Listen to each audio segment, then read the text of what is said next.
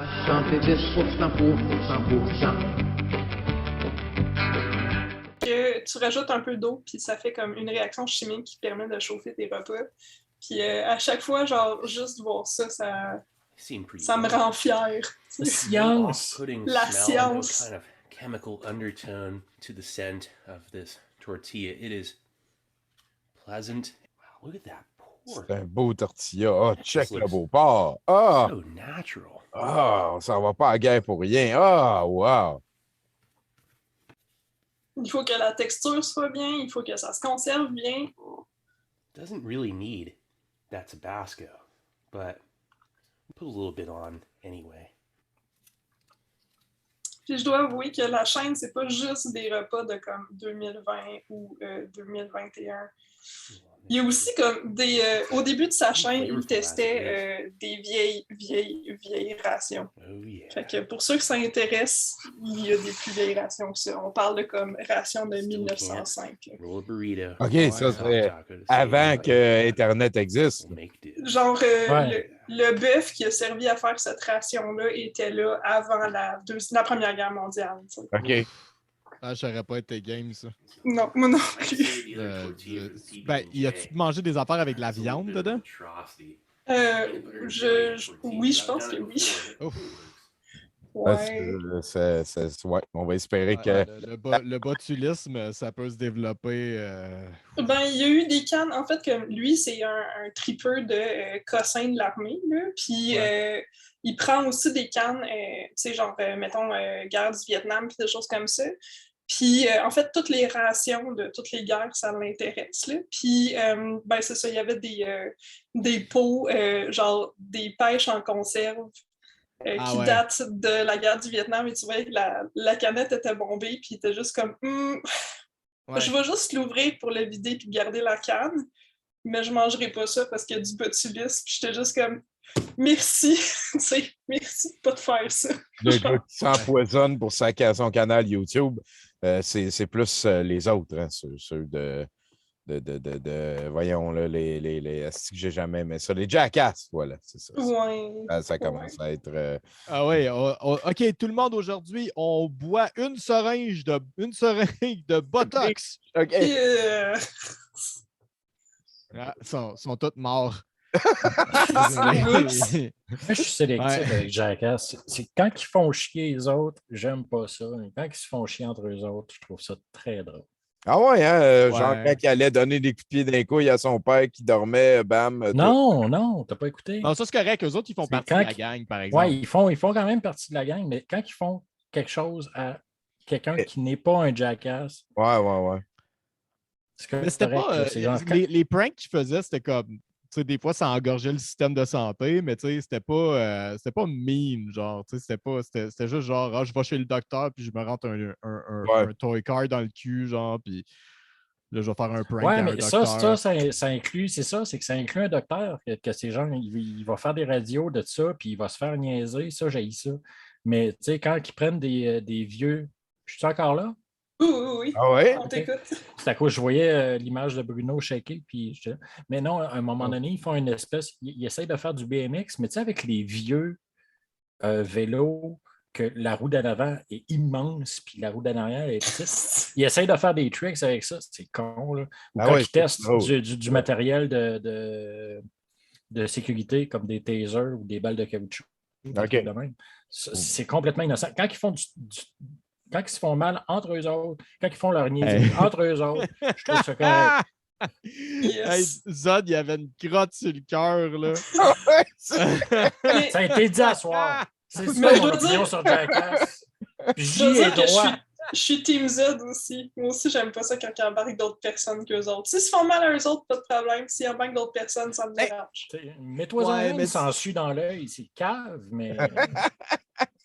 Moi, j'ai tout été comme mis plutôt mal à l'aise. Là. Je me rappelle le premier clip qu'ils ont fait, les Jackass, c'était de tester le poivre de Cayenne, le mace, le taser, toutes ces affaires-là. Puis ils faisaient ça dans le cours en arrière, puis je trouvais ça super niaiseux.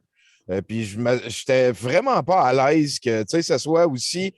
c'était pas comme c'était spectacle. Là, c'était à MTV, puis le public, puis tout. Puis là, il disait, faites pas ça chez vous. Puis après ça, il disait, qu'est-ce qu'on a du fun à faire ça? Puis je trouvais que c'était louche. Puis j'ai jamais su bien comment worder ça. J'étais entre les deux. Je ne voulais pas avoir l'air d'un vieux malcommode à 23 ans, en 2000. Là. Mais je dirais que quand ils ont fait un South Park dans lequel Kenny s'en va dans l'intérieur de la chauffeuse d'autobus pour battre un record, puis tout, puis qui sort, puis qui est mort, puis que j'ai trouvé que la critique de South Park était bonne. Puis ça m'avait c'est ça. C'est pas bien de la création que de crisser des claques d'en face, même si c'est ton ami qui veut, puis qui est... mais t'as le droit de te tromper, ils ont dit, pas grave. Là. Non, mais tu sais, je n'irais pas comparer Jackass 2 avec In the Mood for Love, là. Mais aussi il y a une autre affaire qui est importante à considérer là-dedans, c'est que Jackass, il y a deux époques. Il y a Jackass à MTV, puis Jackass les films. Puis Jackass les films est une évolution de Jackass à MTV. Jackass à MTV, c'est juste du monde qui s'en vont se faire mal. Puis Jackass, surtout le premier film, et d'une certaine façon le deuxième aussi, c'est tout ce qu'ils ne pouvaient pas faire, puis qui était vraiment créatif, puis que MTV ne voulait rien savoir quand il était à MTV. Fait qu'ils font encore des stunts, ils font encore des affaires, mais c'est qu'ils vont... C'est comme du Monty Python d'aller se casser la gueule, genre, ils ont des idées vraiment connes, puis qui vont vraiment loin, puis qui sont complètement ridicules, puis c'est eux autres qui se mettent dans cette situation-là, puis c'est juste... Je sais pas, il y a quelque chose de cathartique là-dedans. Je pense qu'ils ont mis le doigt sur quelque chose. Puis surtout le fait qu'il faisait de façon, je veux dire, c'est niaiseux, là, mais la grosse machine à bungee qui fait partir la toilette chimique dans les airs avec le gars dans la toilette chimique pleine de marde. Puis, c'est tellement con, puis c'est tellement poussé au paroxysme de l'absurdité. De dire, hey, on va faire ça, puis tu sais, c'est sûr que c'est pas une bonne idée, c'est la pire idée de tous les temps, puis eux autres, ils vont la faire. On se rapproche tranquillement des jeux japonais, là, que tu lises un poème, un tongue twister, puis si tu te trompes, ils te catapultent. Même. Oh là là là là. C'est vrai que c'est... le truc d'avoir mal dans une bibliothèque sans pouvoir crier. Fait que dans le fond, on aime ça voir le monde se faire mal. Hein? C'est un peu ça que vous êtes en train de nous dire. C'est très drôle. C'est très drôle de voir des gens se faire mal. La place de la douleur dans nos vies. Oui.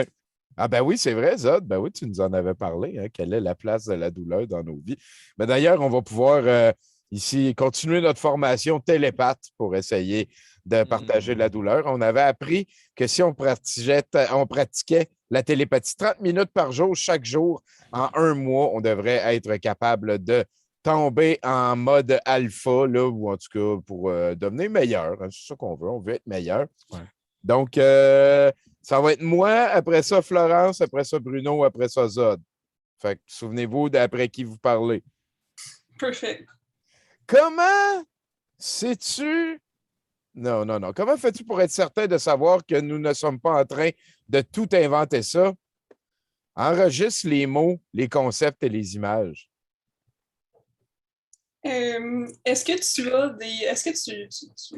tu obtiens des nouvelles informations que tu n'avais aucune idée que ça existait avant? Une nouvelle information. Est-ce que le nouveau flow d'informations...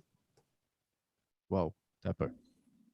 Is the information stream being delivered? OK, oui, c'est ça. Est-ce que le flow d'informations est livré d'une façon que de la manière que tu ne penses pas normalement?